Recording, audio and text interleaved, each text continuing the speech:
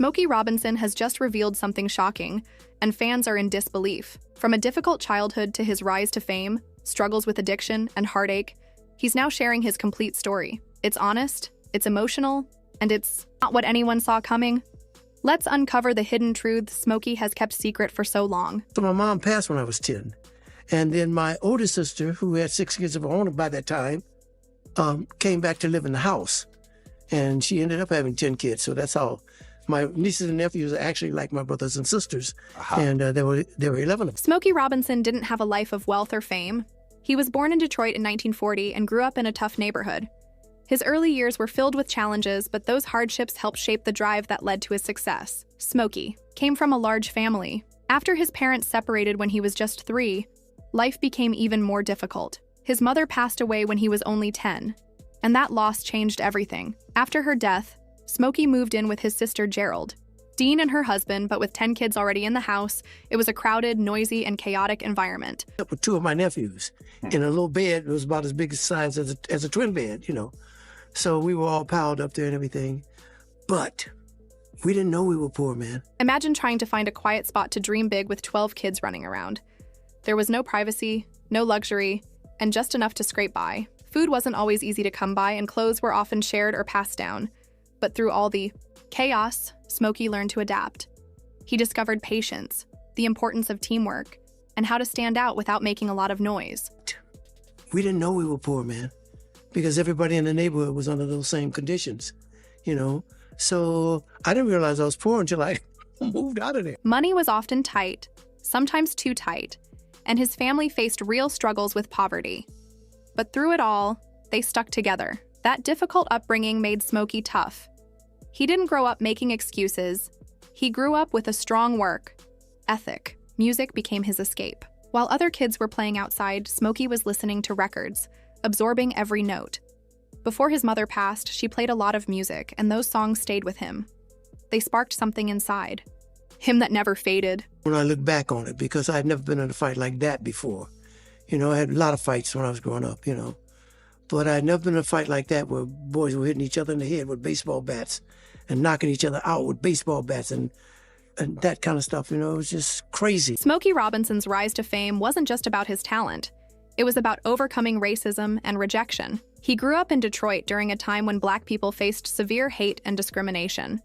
Smokey knew the world wasn't fair, but he didn't let that hold him back. Even though he had light skin and blue-green eyes, he never forgot his root. His uncle called him Smokey Joe to remind him to be proud of his Black heritage, and that nickname stuck. So did the lessons about staying strong in a world that didn't always accept him. Early in his career, racism was a constant challenge. When he toured the South with Motown, he and other Black artists were treated terribly. Some hotels wouldn't let them stay, and some restaurants wouldn't serve them. They often had to sleep on the bus or eat in the back of buildings. And when they performed, audiences were often segregated, with Black people on one side and white people on the other. I didn't experience until, you know, like a white person would come down to the neighborhood to do something or something like that, and everybody was this because the white person was there. So that was basically what it was. I didn't experience any white violence until I started to tour. Even in the music industry, there were barriers. Record labels sometimes hid pictures of Black artists on album covers so that white buyers wouldn't know who was singing. That hurt, but Smokey didn't give up. He kept writing songs, performing, and believing that music had the power to unite people. He once said, "We're not going to just make Black music, we're going to make music for the world." And that's exactly what he did. Despite all the racism and rejection, Smokey stayed focused. He became one of the most respected voices in Motown and helped other artists rise, proving that talent couldn't be ignored forever. I got to that point where I was just walking around and, you know, 5'11", and I'm walking around, I weigh 120 pounds, and I don't have any belts or... Smokey Robinson seemed to have it all: fame, money, and success. But in his 40s, his life took a dark turn. It started when he was introduced to cocaine. At first, he didn't think it would be a big deal. He had stayed away from drugs and alcohol for most of his life, but this was different. Cocaine gave him a boost of energy and focus, and he thought he could control it. He was wrong. What began as something small quickly turned into a full-blown addiction. Smokey started using cocaine every day. He stopped caring about his health and stopped showing up for the people who needed him. His life began to unravel. He lost weight quickly and his clothes no longer fit. He had to use safety pins to keep his pants up. He felt sick all the time, cold sweats, stomach pain, and tightness in his chest. But the worst part was the emptiness he felt inside. I hated me, for even letting myself get to that point, because if I could have sat down and written what I wanted my life to be, I would have written exactly what it was at that point. So why am I doing this to me? Cocaine didn't just take a toll on Smokey's body, it broke his heart as well. His marriage to Claudette Rogers, once filled with love, began to fall apart. The happiness they shared was replaced with arguments, distance, and silence. Eventually, the strain became too much, and they divorced in 1986. Friends noticed that Smokey wasn't the same. One of them, actor Leon Kennedy, decided to help. He didn't just talk to Smokey, he prayed for him, then invited him to church. Smokey wasn't sure what to expect, but he went. That day changed everything. At the church, the pastor spoke about Smokey's life in ways no one else could have known. Smokey felt like God was speaking directly to him, and in that moment, something powerful happened. He felt the addiction leave him. He walked into that church an addict and walked out free. Since that day in 1986, Smokey Robinson has stayed clean. He never touched cocaine again. He says it was faith that saved him. Not just from the drugs, but from the darkness that had consumed his life. Now Smokey shares his story to help others, showing them there's hope even in the darkest times. I didn't even know she could sing.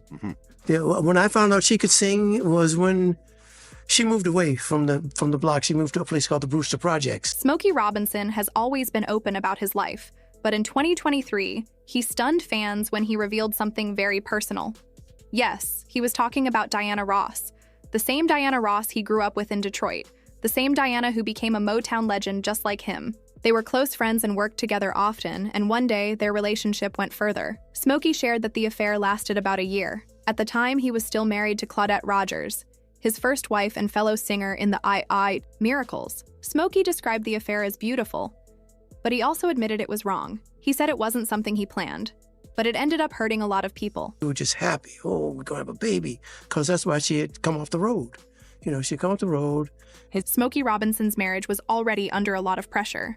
He and Claudette had faced a lot of hardship, especially after suffering multiple miscarriages. That pain weighed heavily on their hearts, and the affair only made things worse. The trust between them was broken, and the love they once shared began to fade. Eventually, the strain became too much, and they divorced in 1986 after 27 years of marriage. While the affair was just one of many issues, it definitely played a role in their separation. Smokey later shared that Diana ended the affair because she knew Smokey still loved his wife. She didn't want to come between them anymore. Reflecting on it now, Smokey doesn't hide his feelings. He admitted he still loves Diana and always will. However, he also knows that his actions hurt many people. He believes it's possible to love more than one person at the same time, even if it leads to heartbreak. He learned that love isn't always simple. Talking about the affair wasn't easy for Smokey, but he chose to be honest. He wanted people to know the truth, not just the good parts, but the tough ones too. Smokey Robinson's career has had its share of struggles, particularly when it came to legal battles over his music rights. As a founding member of the Miracles and a key figure in Motown, he wrote countless hit songs. But owning his own work wasn't always easy. One of his major legal battles was with his ex-wife, Claudette Rogers Robinson. After their divorce in 1986, things got messy over the rights to the songs he had written during their marriage. Smokey had to deal with disputes over who owned the royalties from many of his hits. Claudette was awarded half of the copyrights for songs written between 1958 and 1985. But Smokey wasn't done yet.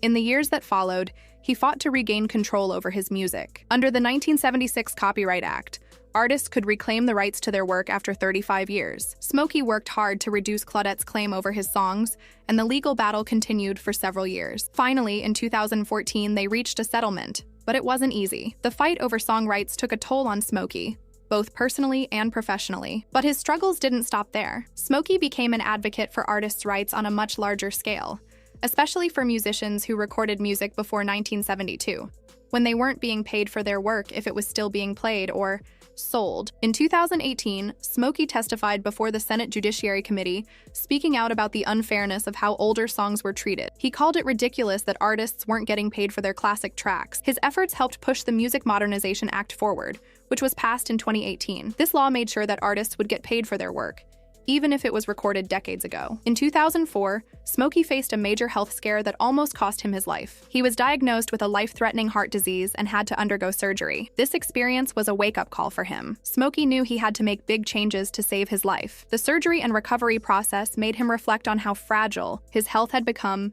and how important it was to take care of himself. During this time, Smokey turned to his spirituality for support. He found comfort in his faith and the love of his family and friends. This life-threatening experience caused Smokey to reconsider his past, his choices, and the power of faith. The heart surgery forced him to slow down and think about what really mattered in life. Through prayer and connecting with his spirituality, Smokey found peace. This deep connection to his faith gave him the strength to keep fighting for his life. His recovery wasn't just about physical healing. It was also a spiritual awakening. Smokey found strength in his faith and a deeper connection to the world around him. Smokey Robinson's journey shows that, no matter how tough life gets, change and healing are possible with faith and determination.